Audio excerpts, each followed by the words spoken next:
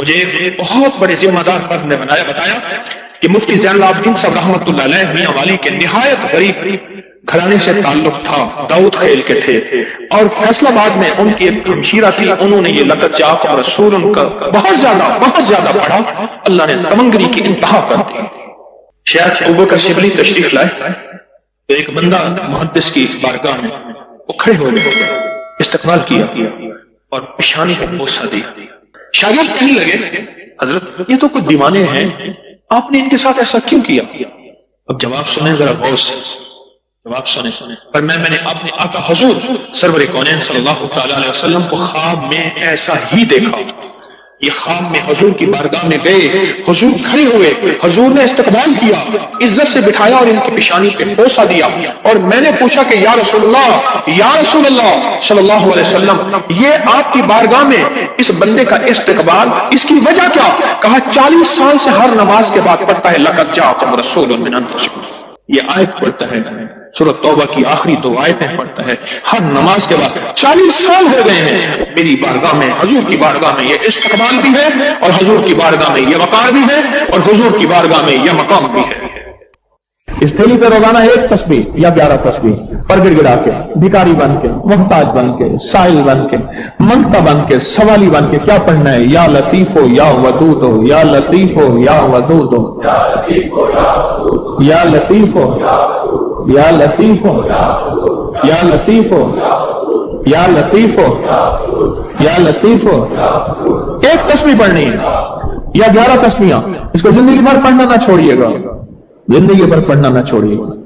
بس اس تھیلی میں ایسا کرنا ہے، اس تھیلی میں روزانہ پڑھیں، سارے گھر کے افراد پڑھیں، گھر کا کوئی ایک فرد پڑھ لے، وضو بے وضو ہر حالت میں ناپاکی میں بھی پڑھ سکتے ہیں، باوضو اچھی بات ہے، اور اس کے بعد اس کو دیکھتے ہوئے پڑھنا ہے۔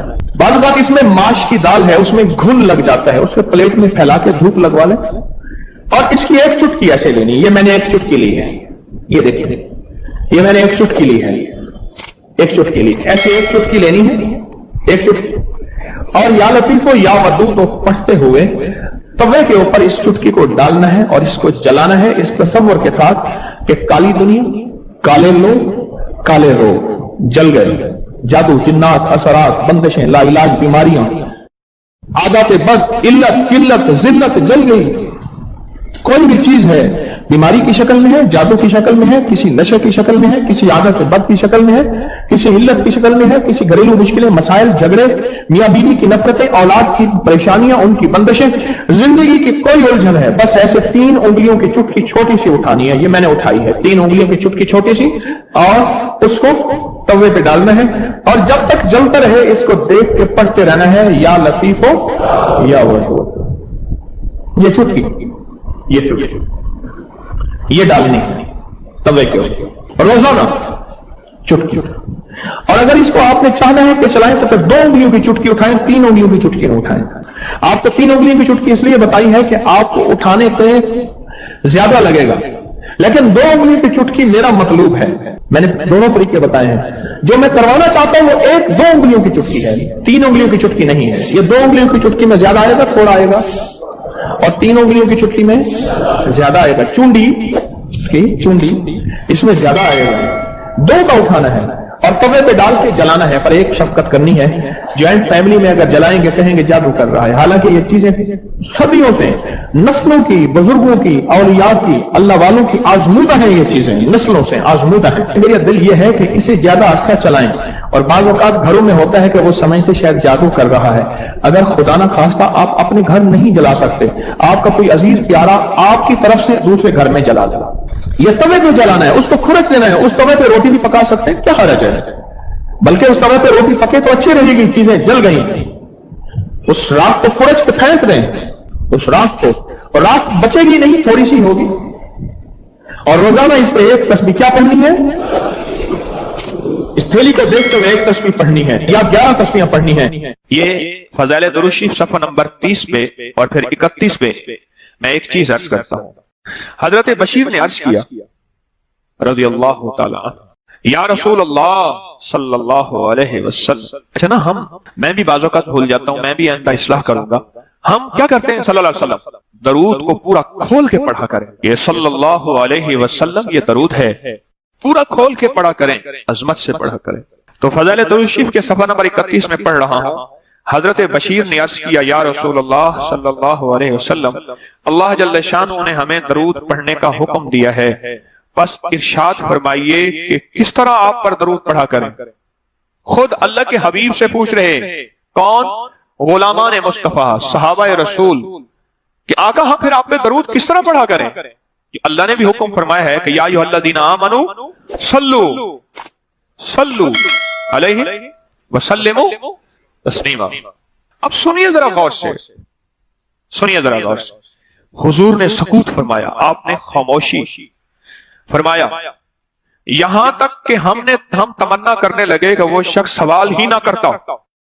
حضور اتنا خاموش ہو گئے آقا کہ یہاں تک کہ ہم تمنا کرنے لگے کہ شاید اس نے کوئی غلط سوال کیا یا کیا کیا، ہم سوال ہی نہ کرتے۔ اب میری طرف دیکھیں ذرا غور سے، درود پاک پڑھ رہا ہوں۔ پھر حضور نے ارشاد فرمایا کہا کرو اللہم صلی علی محمد وعلی آل محمد، اور اس کو یوں بھی پڑھ سکتے ہیں اللہم صلی علی محمد وآل محمد۔ فرمایا یہ درود پاک پڑھا کرو۔ اللہ نے ساری دنیا کے بیٹے، رزق، نعمتیں، نسلوں کی سعادتیں ان دو مبارک بولوں میں رکھے ہیں۔ اس عمل سے مشکلات ٹلتی ہیں، مرادیں ملتی ہیں، صرف دو لفظ ہیں بس۔ اللہ نے انجیر کی قسم اٹھائی ہے، والتین، قسم ہے مجھے انجیر کی۔ انسان اپنی زندگی کی ابتدا میں انتہا ہو جائے تو شاید پھر قسم اٹھائے۔ اللہ نے قسم اٹھائی ہے، مجھے قسم ہے انجیر کی، مجھے قسم ہے زیتون کی۔ فقہا، محدثین، صالح اولیاء جن پہ اللہ نے اپنے روحانی علوم کھولے ہیں، وہ فرماتے ہیں یہ وہ عمل ہے جس عمل کی برکت سے، یہ وہ آیت ہے جس آیت کی برکت سے اللہ بیٹے دیتا ہے، نعمتیں دیتا ہے، رزق دیتا ہے۔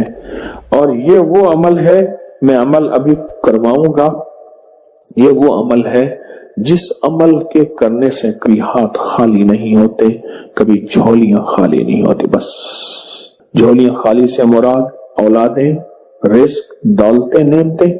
ہاتھ خالی ہونے سے مراد کبھی یہ ہاتھ منگتا نہیں رہے گا، سدا اس کی جھولیاں بھی بھرے رہیں گے، ہاتھ بھی بھرے رہیں گے، رزق بھی بھرا رہے گا۔ یہ بہت بڑا طاقتور عمل ہے۔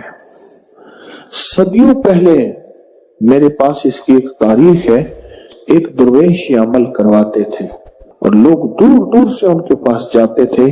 فلاں چاند کی تاریخ میں ایک درویش نے والتین والزیتون کا عمل کروانا ہے، دنیا دور دور سے جاتی تھی اور اس عمل میں شامل ہوتی تھی، اور جو عمل میں شامل ہوتا تھا وہ اپنی وصیتوں میں لکھتا تھا یا وصیتیں کرتا تھا یا جاتے ہوئے کہتا تھا، بیٹا کبھی پریشان نہ ہونا، میں فلاں درویش کے ہاں والتین والزیتون کا عمل کر کے آیا ہوں، اللہ تمہیں پالتا بھی رہے گا، دیتا بھی رہے گا، رزق بھی، نعمتیں بھی، بیٹے بھی، انشاءاللہ۔ وہ وصیتیں کرتا تھا باقاعدہ۔ اتنا طاقتور یہ عمل ہے، اور یہ دو خزانے ہیں، اس کی مٹھیاں کبھی خالی نہیں رہتی، اس کے ہاتھ کبھی خالی نہیں رہتے۔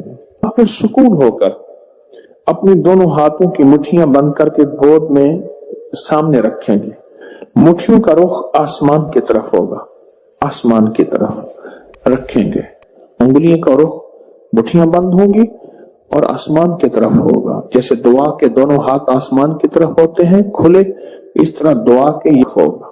میں نے آپ کے ساتھ پڑھنا ہے، آپ نے میرے ساتھ پڑھنا ہے، والتین والزیتون، پھر انگوٹھا کھول دینا ہے، پھر پڑھنا ہے، پھر دوسری انگلی کھول دینی ہے، پھر پڑھنا ہے، پھر تیسری انگلی کھول دینی ہے، پھر پڑھنا ہے، پھر چوتھی انگلی کھول دینی ہے، پھر پڑھنا ہے، پھر پانچویں انگلی کھول دینی ہے، پھر پڑھنا ہے چھٹی انگلی، ساتویں، آٹھویں، نویں اور 10ویں۔ اور یہ عمل ہر حالت میں کر سکتے ہیں۔ مٹھیاں بند کریں اور میرے ساتھ پڑھتے رہیں، والتین والزیتون، والتین والزیتون، والتین والزیتون، والتین والزیتون، والتین والزیتون، والتین والزیتون، والتین والزیتون، والتین والزیتون، والتین والزیتون۔ دائیں ہاتھ کا انگوٹھا کھول دیں، اب پھر پڑھیں، والتین والزیتون، والتین والزیتون، والتين والزيتون والتين والزيتون والتين والزيتون والزيتون. انگلی کھول دیں شہادت کی، پھر پڑھیں والتین والزیتون والتین والزیتون والزیتون والتین والزیتون والتین والزیتون والتین والزیتون. تیسری انگلی کھول دیں، پڑھیں پھر والتین والزیتون والتین والزیتون والتین والزیتون. 10ویں انگلی کھول دیں. اب دونوں ہاتھوں کو دعا کے لیے اٹھائیں جیسے دعا کرتے ہیں اور ذرا اونچا لے جائیں. حدیث میں ثابت ہے میرے آقا نے بعض دعائیں ایسے مانگی ہیں کہ بغل کی سفیدیاں نظر آئی ہیں، بغل کی سفیدیاں نظر آئی ہیں. اوپر لے جا کر، سر سے بھی اوپر ہاتھ لے جا کر سر جھکا کر پڑھیں والتین والزیتون والتین، گڑ گڑا کے پڑھیں والزیتون والتین والزیتون والتین والزیتون والتین والزیتون والتین والزیتون. وجدان سے پڑھیں والتین والزیتون والتین والزیتون والتین والزیتون والتین والزیتون. اب ان ہتھیلیوں میں دونوں ہاتھوں میں پھونک ماریں اپنی.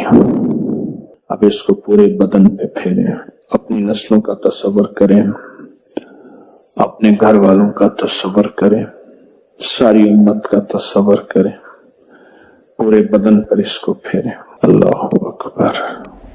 کیا مبارک ہے آپ کو، کیا سعادت ہے آپ کو، کیا برکت ہے آپ کو.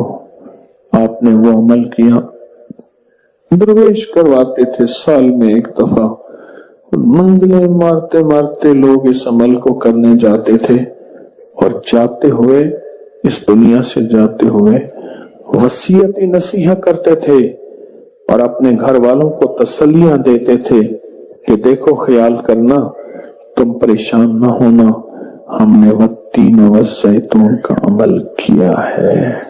اللہ غیب سے کھلائے گا، پلائے گا رزق. ایک بات میں اکثر عرض کیا کرتا ہوں کہ اپنی نسلوں کو غریب، فقیر، منگتا، مفلس، بھکاری چھوڑ کے نہ جائیں. آپ کہیں گے ہمارے بس میں نہیں ہے. میں کہوں گا اللہ کے ان وعدوں کو پورا کر کے جائیں جن وعدوں پہ نسلوں کے پلنے کے وعدے ہیں. کیوں؟ اللہ سچا، اللہ کا وعدہ سچا. یہ عمل کرو کہ میں تمہاری نسلوں کو پالوں گا. اور جس کی مثال میں اکثر دیا کرتا ہوں، آج بھی درباروں کے مجاور گدی نشین بہترین طریقے سے پل رہے ہیں. کیوں؟ ان کے جو بڑے تھے، جن کی وہ نسلیں ہیں، انہوں نے وہ اعمال کیے تھے جن پہ پلنے کے وعدے تھے، ملنے کے وعدے تھے. تمہیں پال کے دکھاؤں گا، تمہیں کھلا کے دکھاؤں گا. ساری دنیا، ساری زمین تانبے کی بن جائے اور آسمان سے ایک قطرہ بارش کا نہ گرے، میں پال کے دکھاؤں گا. ساری دنیا میں جتنی مہنگائیاں ہو جائیں، جتنے کرونے 9/11 آ جائیں، تمہیں پال کے دکھاؤں گا. انسان جب بے چین اور پریشان ہوتا ہے، اس کے بعد 2 راستے ہیں، یا اسباب کو اختیار کرے یا پھر مسبب الاسباب کو. قسمت والے کو مل جاتا ہے، اور شقی اور بدبخت کو خود ملتا نہیں. اس کی وضاحت کروں گا. اور پھر قسمت والا ہے، وہ دھکے کھا کے اسے ملتا ہے. مثلا وقت آتا ہے اسے دعا کا موقع مل جاتا ہے کہ دعا کی ترتیب مل جاتی ہے. کسی نے بتا دیا یہ تسبیح کر لے، یہ وظیفہ کر لے. ایک شخص حضرت امام جعفر صادق رحم اللہ سلام اللہ کی خدمت میں حاضر ہوا. دور سے دیکھا اور دور سے دیکھ کے اس کے بارے میں فرمایا، اے شخص اگر میرے پاس نہ آ تو اچھا ہے، آیا ہے تو آ جا. خدام اٹھے اس کو روکنے کے لیے، خدام اٹھے، فرمایا اسے آنے دو. جب وہ بیٹھا تو کہا کہ تیری پیشانی پہ شقاوت لکھی ہوئی ہے، بدبختی لکھی ہوئی ہے. 2 افراد ہیں، یا سعید ہیں یا شقی ہیں. میرے آقا سرور کونین صلی اللہ تعالی علیہ وسلم کی دعائیں ہیں باقاعدہ ایسے لوگوں کے لیے جو اگر شقی ہیں، اللہ ان کو سعید بنا دے، ان کو سعادت مند لوگوں میں شامل کر دے. ایسے لوگ جن کے لیے تیری نظر رحمت ہے، تیری خوشخبریاں ہیں، اور جن کے لیے تو نے جنت کو آراستہ کیا ہے. فرمایا تو خاموش بیٹھ گیا اور کہنے لگا کہ آپ نے میری پیشانی کو پڑھ لیا، بس میں اسی لیے آیا ہوں اور آ کے آپ کی خدمت میں. کیا ایسا ممکن ہے کہ میری یہ شقاوت ختم ہو جائے؟ درک شقاء قرآن میں ہے، وسط حدیث میں ہے، وسوء القضاء وشماتۃ الاعداء جہد البلاء. اللہم انی اعوذ بک من جہد البلاء ودرك الشقاء وسوء القضاء والشماتة الأعداء. ممکن ہے؟ ہاں ممکن ہے. تو پوچھا کیسے؟ کہا اپنی دعا کے وقت کو بڑھا اور دعا کی زاری کو بڑھا اور دعا کی توجہ کو بڑھا اور دعا کا غم اپنے اوپر طاری کر، مسلط کر. دعا کا غم، مسائل، قرضوں، بیماریوں اور تکلیفوں کا غم تو سنا. دعا کا غم کیا ہوتا ہے؟ دعا کا غم یہ ہے کہ آج کے دن میں میں نے اللہ جل شانہ سے کتنی دیر باتیں کی اور اللہ سے کتنی دیر میں اللہ کو منانے میں لگے اور کتنی دیر اللہ کے خزانوں سے لینے میں لگے. شہنشاہ اہل بیت، ان کا فرمان میں بتا رہا ہوں کہ دعا کا غم اپنے پر مسلط کر. مجھے ایک دانا نے ایک بات بتائی تھی بڑی پرانی. کہا جس کی ایک بیٹی ہوتی ہے اس کو دعا کا اہتمام زیادہ کرنا چاہیے. ایک وہ، اور جو مالدار ہوتا ہے، اکثر مالدار فرد کہتا ہے بیٹی ہیں بیٹے ہیں، اور ذہن میں گھومتا ہے اس کے فلاں پراپرٹی، فلاں جائیداد، فلاں مال، فلاں چیز، فلاں، یہ اس کا بہت ہے، بہت ہے، اتنا ہے ان کے پاس کم ہی نہیں ہوگا. اور یہی اندازے اس کو کھا جاتے ہیں. دیکھیں اس کی نظر کثرت پہ گئی ہے، برکت پہ نہیں گئی. کتی کتنے بچے دیتی ہے اور بکری کتنے بچے دیتی ہے؟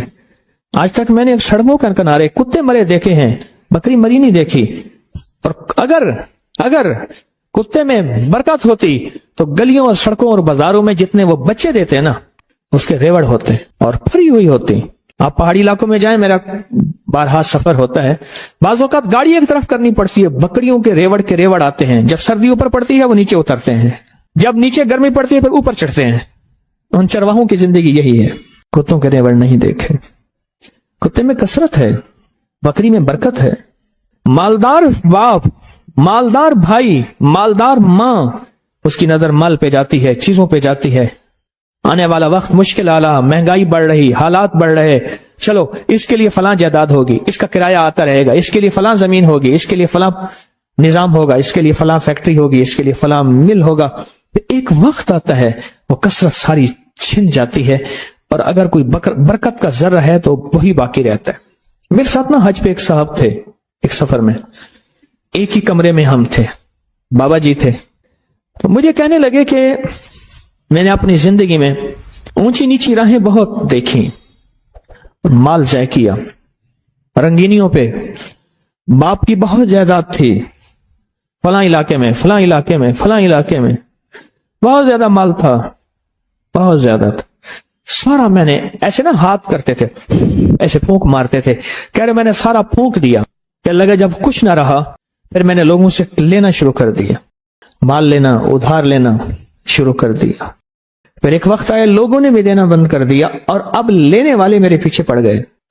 بیوی سارا کچھ دیکھتی رہی، دانا، زیرک، سمجھدار، نیک بیوی تھی، دیکھتی رہی سارا کچھ. ایک دم میرے حالات دیکھے تو مجھ سے کہنے لگے کتنے چلے ہو؟ کہنے لگا میں کراچی چلے تھے، آمدہ پہ. میرا ہاتھ پکڑ لیا تو خودکشی کرنے جا رہا ہے سمندر میں ایسے. ہاں. کہنے لگا میرے ابے نے مجھے ایک جائیداد دی تھی تھوڑی سی، اور ابے نے کہا تھا بیٹی یہ حصہ ہے تھوڑا سا پر ہے بڑا برکت والا، اس کی چابی پکڑ کے دے دی، یہ بیچ کے آپ اپنا گزارا کریں.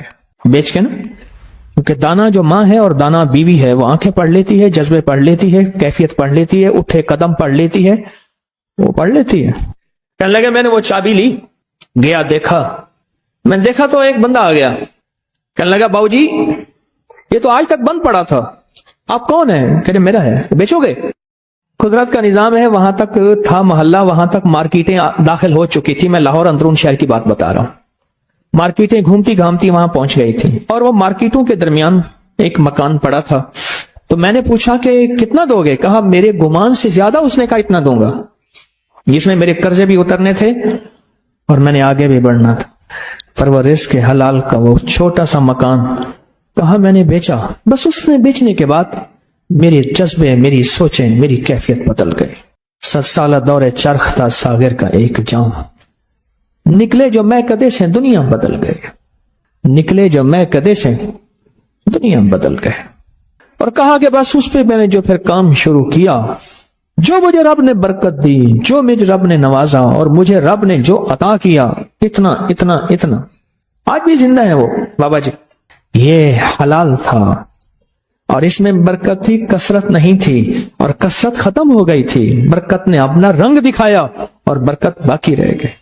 اگر ہم چاہتے ہیں کہ اپنے بخت اور نصیب اور پیشانی میں کچھ بھروا دیں، مقدر، بخت، نصیب، عزت، دولت، رزق، روحانیت، تو کچھ وقت دعاؤں کو دیں۔